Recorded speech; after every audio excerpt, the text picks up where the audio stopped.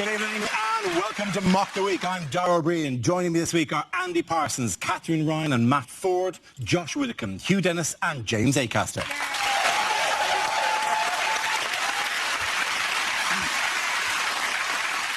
We start this week by noting that this is actually the 10th anniversary of Mock the Week, and I just want to say we've gone for 10 years at this stage. It's a very magical time in a panel show's life, and we want to thank the BBC for the excellent cake they sent us about the whole thing. And one of these, whose name I can never remember, it really is quite a... Literally, there's a defect. There's this is what came. This, and a note going, you saw what happened to Nevermind the Buzzcocks, it could happen to you. I mean, that's a really upbeat start to the show. This is the best thing we get. We start with a round called Picture of the Week. I show the panel a topical image and ask them to tell me what's happening. So, what is going on here? Is this Sepp Blatter meeting his hero, Neptune, god of the sea? Is it just happier times for DLT? There's someone in the audience just shouted, "Can anyone help me launder $10 million?" This little piggy went to prison. Sepp Blatter saying, to avoid controversy, the 2020 World Cup is awarded to Islamic State. Two people auditioning for the Happy Days reboot. Or, still as cool as ever, it's Entourage, the movie. Have Channel 5 just unveiled their rivals to Anton Deck? And you know who exactly this is? Sepp Blatter. Yes. And what he'll look like when he crosses the Swiss border. The other bloke's name is Chuck Blazer. Yeah. Who is, weirdly, American. How American is that? He might as well be called McApple Pie Stars and Stripes III.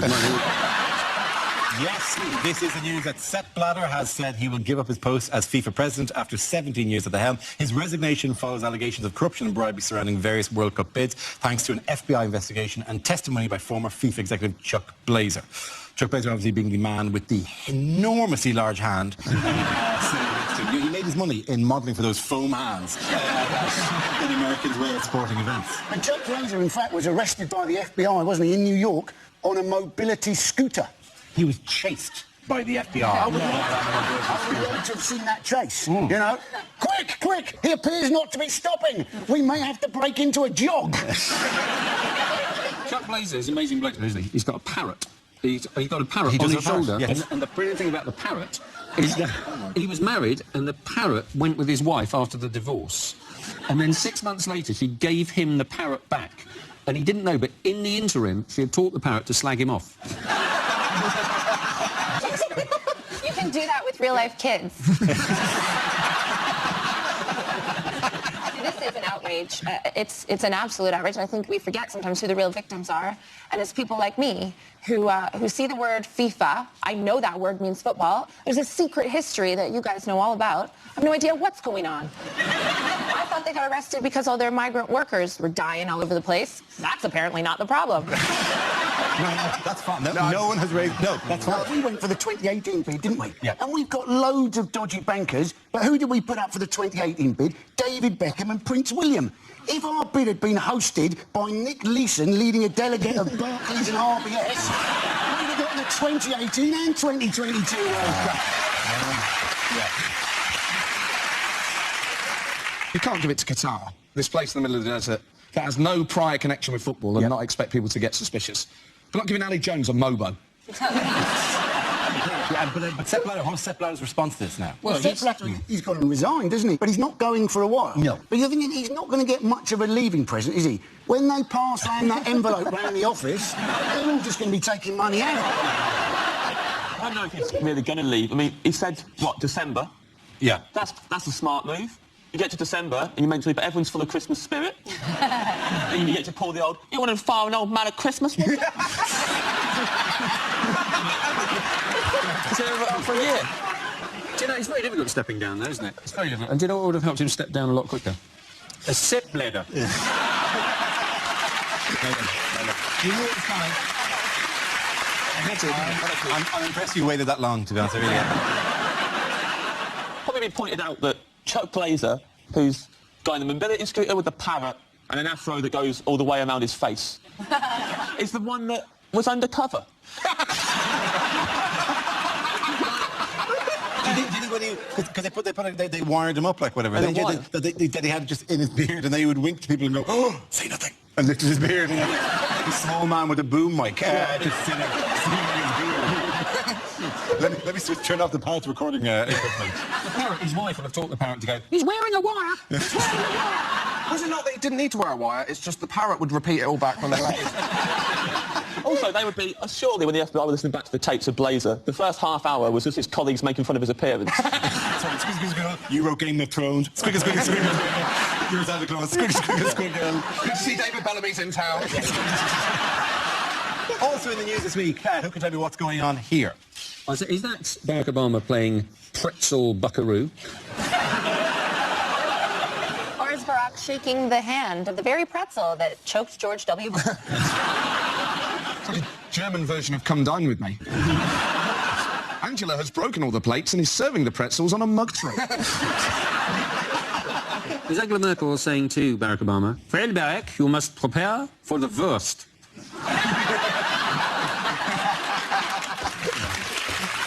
Thank you very much. Lovely.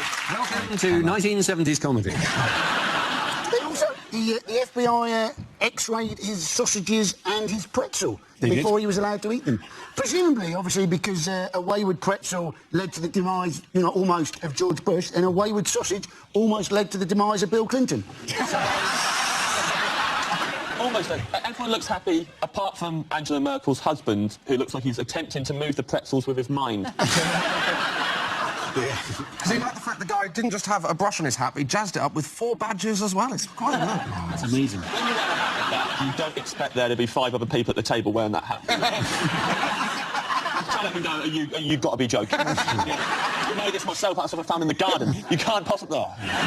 The danger of drinking at 11 in the morning at the G7 is that by the time you get to the final communique, it reads, I love you. This is the best G7 I've ever been to. Dear Putin, miss you. He had to do that thing because, like, the others hadn't turned up. Obama had to text David Cameron and said, "I'd get on it on the train, mate. Because we are going to be hammered by the time you get here. I'd get a couple of those small gin and tonics if I was you, because Angela is almost sideways already." Hang on, is this the G7 where 5 of the others have yet to arrive? Yeah, but Obama's done it. Obama's just kind of sitting with Mr. and Mrs. Merkel going, "Where are you? What usually said 11 o'clock. You're the man with the squirrel hat. What, are you on my own? What are you doing to leave me here on my own?" He's having a nice time. No breakfast is ever made better by Stephen Harper or David Cameron showing up to it. It's not like he's waiting to start the party when Cameron... On the other side, they all turn and Cameron's like, "Hey! Here it comes." Knocking pretzels out of people's hands. Just fucking hat. I bet Cameron's got 7 nickname T-shirts in the back of his bag. Misdemeanor. Captain Austerity's here. Merchner, put it on, put it on, put it on. You go put it on, you put it on. He's like that, he does bring the party. So who was noticeably absent from the G7? Vladimir Putin. Yeah, and he would bring the party. Check emails again. Maybe in junk folder there is invitation. What's the saddest picture I've ever seen? I think Outshot is looking at one of those brush hats that he bought for the event. That's why they had beers. That's why they had beers early, so they could go, "Oh, mate, you missed the best one ever." He was wasted by 3 o'clock. I got off with Merkel. I like to think that, because Putin's not going to take it very well, but I like to think that he had his own G1 summit.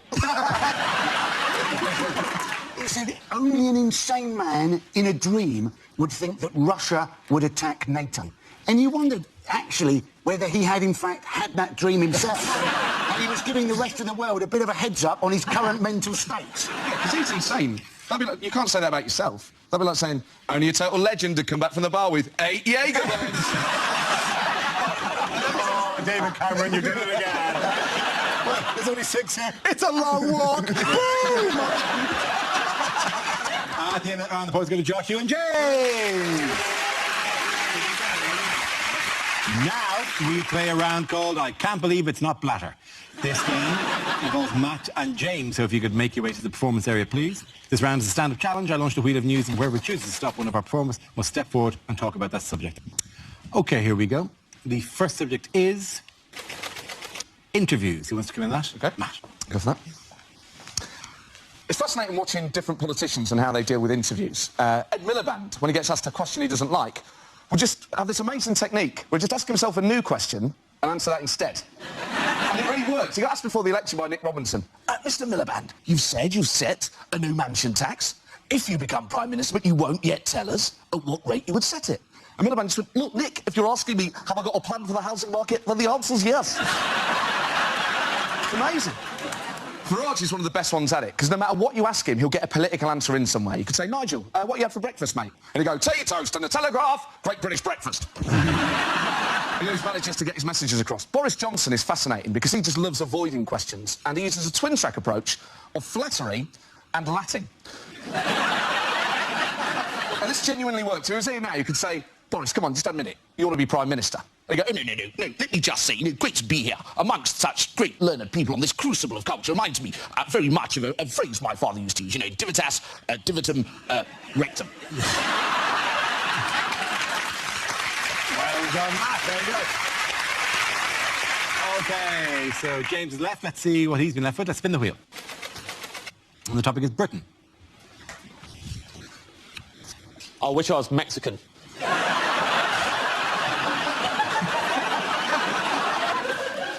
I love Mexican food. My favourite place to eat is a Mexican restaurant called Oaxaca. All you need to know about Oaxaca, everyone steals their spoons. So much so that every January Oaxaca have a spoon amnesty on. You bring back one of the stolen spoons, and then they reward you with 3 tacos. Genius. Not only do they get their spoons back, they also get to watch while the thieves eat tacos, which I imagine have been interfered with beyond belief. Love Mexican food, love Mexican music. Mariachi music, best music in the world. Top 3 mariachi songs. Number 1. Number 2. Number 3, nothing, so there are no other mariachi songs.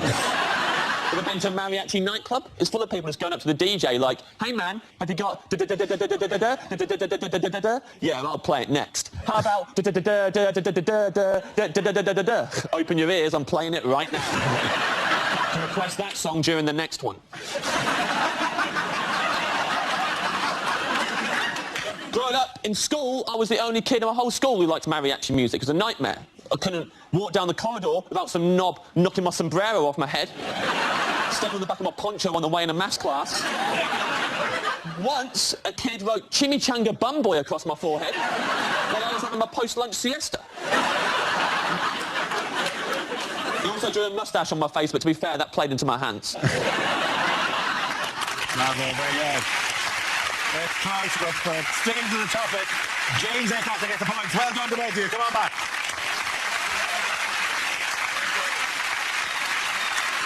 Our next round is called If This Is the Answer, What is the Question? On the board of 6 categories. Matt, which category would you like? Politics, please. OK, excellent. Politics it is.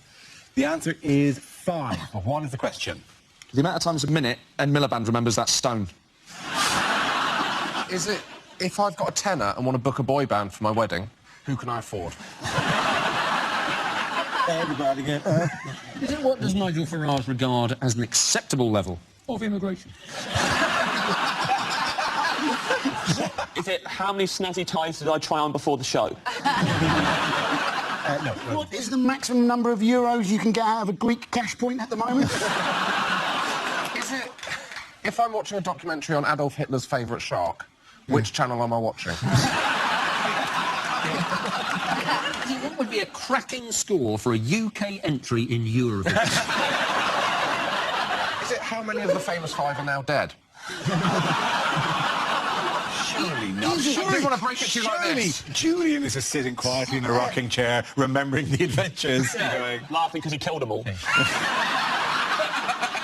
it, how many basic bitches does it take to escort Kate Moss off an EasyJet flight? is that a thing? Is that like a... I'm a pretty basic bitch. I think you're an ornate bitch, right? So you think I'm a ratchet-ass hoe? Well, I didn't want to make it too obvious, so I've got a little soft spot for you. Yeah, exactly. Is it how many presenters from the 1970s are relaxed when the phone rings? Is it how many names are currently written on Taylor Swift's blank space? Is it? As a I know it's a song. I know Taylor Swift. You know Taylor Taylor's gonna Swift? hate. Is this what we do? If everybody mention any band and you're going to do an impression? No, that's not what's going to happen here. Is it Kate Bush? The Village People. NWA. I think it is how many candidates are there in the Labour leadership? Absolutely right. Thank you very, very much, Hugh. Yes.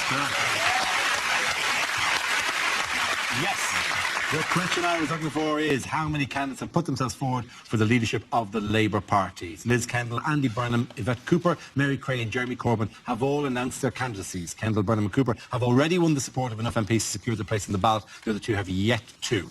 If you'd like to be reminded of their faces, why don't we have a look at them now? There's this person, and then there's this guy, and what's her face, and then your one, and that guy. So that's your lineup right there. The man from Del Monte. It's the Labour leadership election, and you hope for the sake of Labour that they actually do win this election. I mean, it'd be very embarrassing for them if they don't manage to win this one. You know, Could go either way. Father Could and go either Stanley, way. and then just at the last moment, the Conservatives picked them to it. So, Do you not think, though, as we're discussing the Labour leadership, this is the point in the programme to say, viewers in Scotland have your own programme? Your favourite is Andy Burnham. Possibly, yeah. He lost the last time to Ed Miliband. Yes. This is a man who is less popular than Ed Miliband. They might as well just disband the party now. I enjoyed watching Miliband now. A lot of people said he didn't have a personality. He had all sorts of physical tics. I loved that thing that he'd do where, after each sentence, he would look as if though he'd heard someone's phone go off in the audience. He'd go, look, there's a cost of living crisis in this country.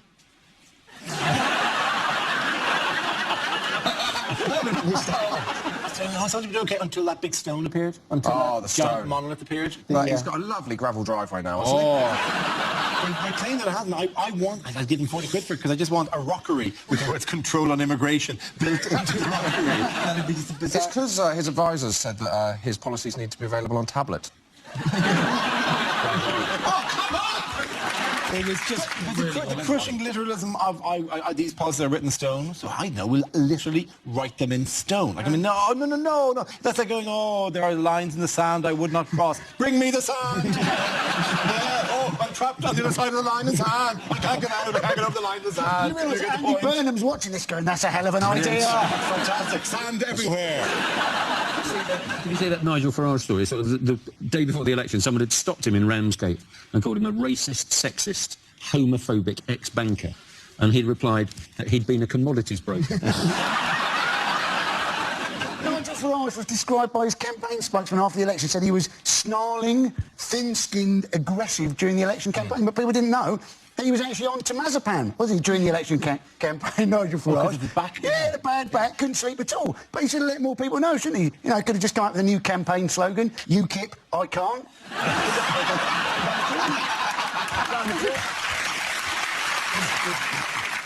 Douglas Carswell, who's their only MP left now, said, I think Nigel needs 2 weeks off, because he didn't dare say, I think he needs to resign, but because they're worried, actually, that he's becoming too right-wing. But what is 2 weeks on holiday going to achieve? He's not going to come back through customs with a sombrero on going, you know what? Some of them are all right.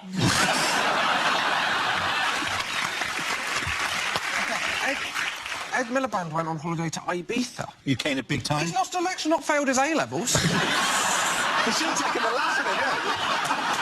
I was coming back with him straw peed having a reef on Facebook. The last thing you need in a foam party would just be his face popping out of it. You're saying like not having character. People like Farage, he had the pint and stuff like that. Yeah. Like if Miliband had done shots. Nobody took shots. Nobody grabbed shots as they're taken. No, you're He could absolutely right. always, like, during anything, if it's like doing a debate or a press conference, every time someone mentions NHS, he's got to do a shot. Ding, ding, ding, ding, ding. The bell goes off. That's how he could campaign against the SNP, because they're anti-nukes. It'd be very simple. He could go, look, the SNP want to ban the bomb, but there's one bomb they'll never ban. The Jaeger bomb. Boys, go to Mark Catherine and Andy. Now we come to scenes we'd like to see. So if everyone can make their way over to the performance area, I'll read out this week's topics and then we'll see what our panelists can come up with. Okay, here we go. The first subject is commercials that never made it to air. Fungal foot problem. Have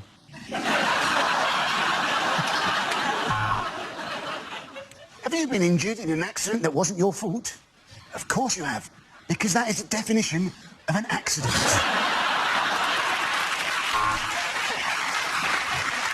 FIFA summer sofa sale. Total office clear out. Bribe now, pay later.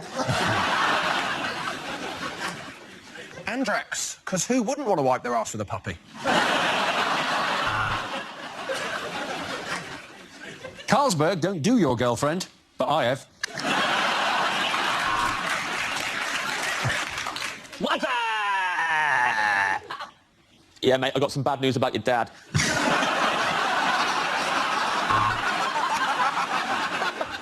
Why pay more for ratchet, trifling-ass pilots when you can get to where you're going on EasyJet? A basic bitch will get you there. We call it a Happy Meal. The cow we killed wasn't too chuffed out. Waitrose, 2 for the price of 3.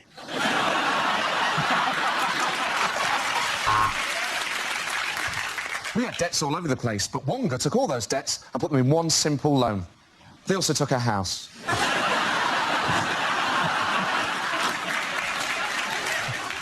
Are your vet's bills getting on top of you? Then why not try Dognatas? Want to save money on biscuits? Easy. Give blood.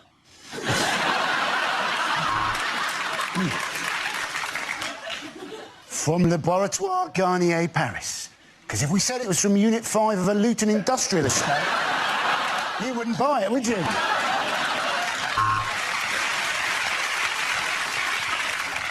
Struggling to sleep? Why not try 10 cans of Stella? Did you mistake your girlfriend for a burglar on Valentine's Day? Then you need to go to Specsavers.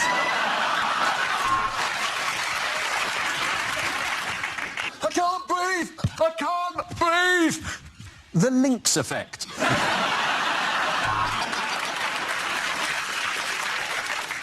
That one's accent is a bit more racist than that one's accent.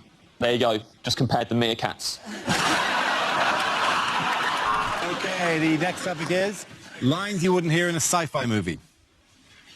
Hi, is that NHS Direct? Yeah, a bit of a temperature, and I've got an alien coming out of my stomach. 2 paracetamol, OK. OK, Mr. Zulu. Set course for the 4th quadrant to the Orion Nebula. I think there's a Nando's there. We're sorry to announce that there is a replacement beam down service this weekend between the ship and the planet Splooge. You've got to imagine this in a Scottish accent.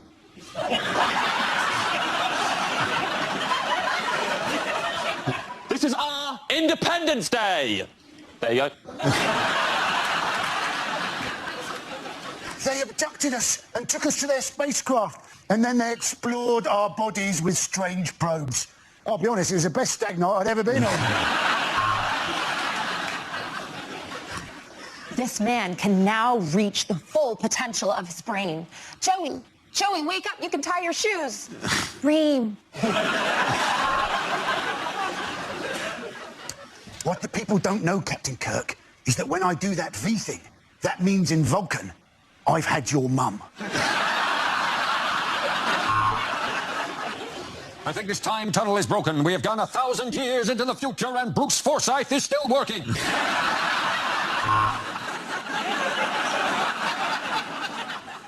If you take the red pill, you will enter the Matrix. If you take the blue pill, you will have a boner for 7 hours.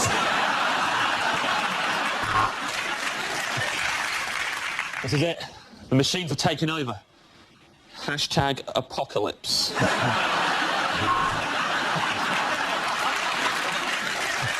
Yeah, better look at it, mate. The problem is your nano boosters are shot and your warp drive is fucked. Our planet is dying. We seek a new home. Which of you is Phil and which of you is Kirsty?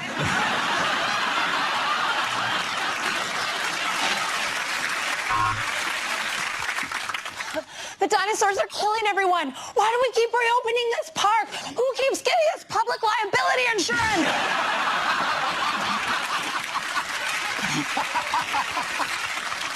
So the plan is you get in the time machine, go back in time, and cock-block Hitler's dad.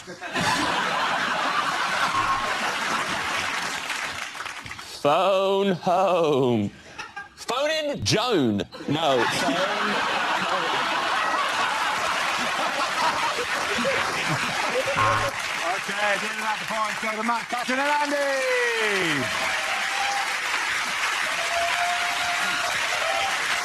And that's the end of the show. This week's winners are James Acaster, Hugh Dennis and Josh Widdicombe. Commiserations to Andy Parsons, Catherine Ryan and Matt Ford.